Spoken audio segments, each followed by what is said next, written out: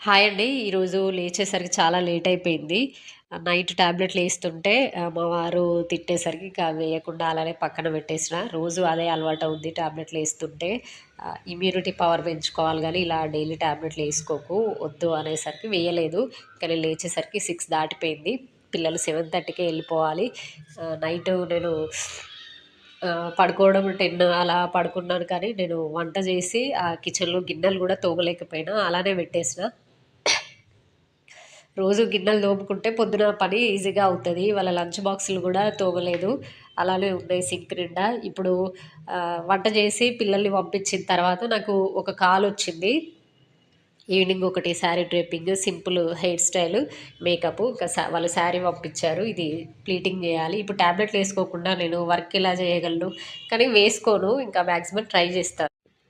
Hi అండి. ఈరోజు లేచేసరికి చాలా లేట్ అయిపోయింది.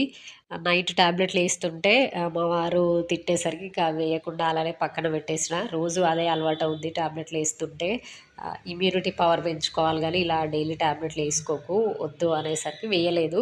ఇక నేను లేచేసరికి 6 దాటిపోయింది. పిల్లలు 7:30కే ఎళ్ళిపోవాలి.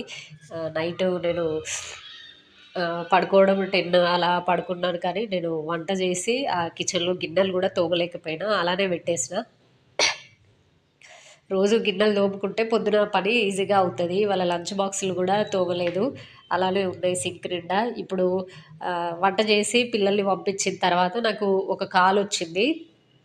ఈవినింగ్ ఒకటి sari draping, simple hair style, makeup. ఇంకా వాళ్ళు శారీ పంపించారు. ఇది ప్లీటింగ్ చేయాలి. ఇప్పుడు టాబ్లెట్‌లేసుకోకుండా నేను వర్క్ ఎలా చేయగలను? కానీ వేసుకోను. ఇంకా మాక్సిమం ట్రై చేస్తా.